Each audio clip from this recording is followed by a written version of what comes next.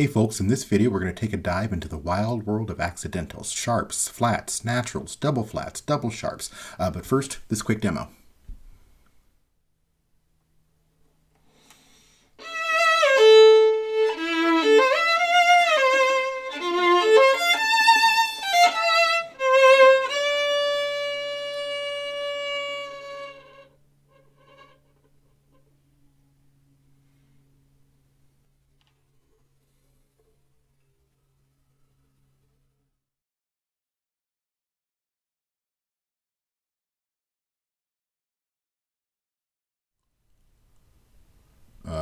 Sorry about that. You weren't supposed to see that. That last note was not an accidental. It was a note accidentally played.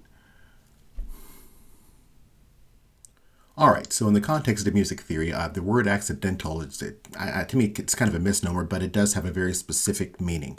It starts with an understanding that the pitches we use in the Western system are really 12 distinct pitches, or what we sometimes call pitch classes, that repeat themselves at upper octaves and lower octaves. And then within those pitch classes, there are 7 notes that we assign letters to, and we assign them as natural notes, right? And that's probably most vividly exemplified on the keyboard, which has white keys and black keys, and the white keys are associated with those notes that we'll usually call natural, which is just kind of usually a letter all by itself, or maybe a letter followed by the word natural. So an A being the same thing as an A natural, a B being a B natural, and that sort of thing. What we do when we have accidentals is most typically we're taking one of those natural notes and we are adjusting the pitch, usually by a half step or maybe sometimes by a couple of half steps.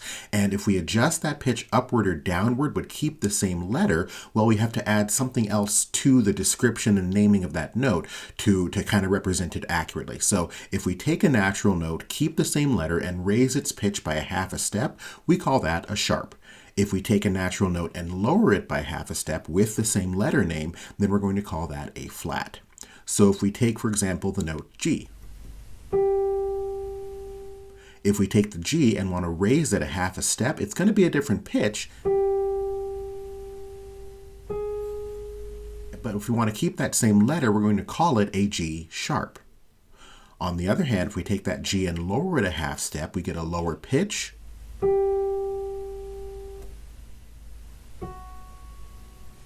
Right? But we're going to keep the name G, so now we call it a G flat. Now, let's move to A. What if we take that A and want to make it a half step higher? Well, okay, we can call that an A sharp, but what if we want to make it a half step lower? That's the note that we referred to as G sharp before, but by the definition we've talked about, we would call it an A flat if we want to keep the A letter. So which one is it? Is it G sharp or A flat?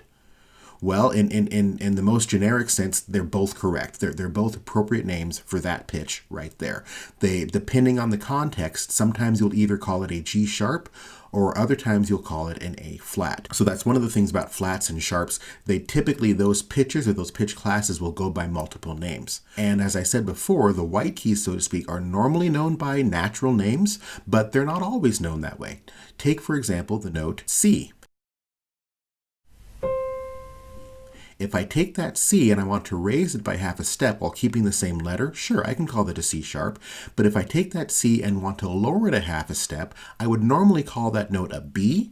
But if I want to keep the letter C attached to it, I could just as easily or just as validly call it a C flat.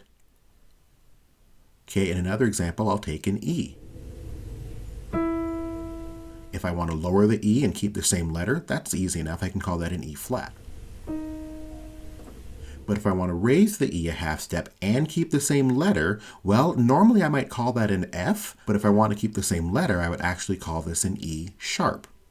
So one of the things we recognize pretty quickly when we get into accidentals is that pretty much every single note in the 12-tone system goes by multiple names. It's all a matter of context. Which letters do we get to keep? Which letters do we not necessarily use? And we'll get more into that as we start to talk in the next unit about key signatures and that kind of thing. But just for now, just recognize that accidentals usually refer to taking a note that's normally natural and raising it or lowering it by half a step. Well, not always half a step. Sometimes we want to raise or lower by 2 half steps. So what if we take that G we had before and we don't just want to raise it a half step, we want to raise it a whole step.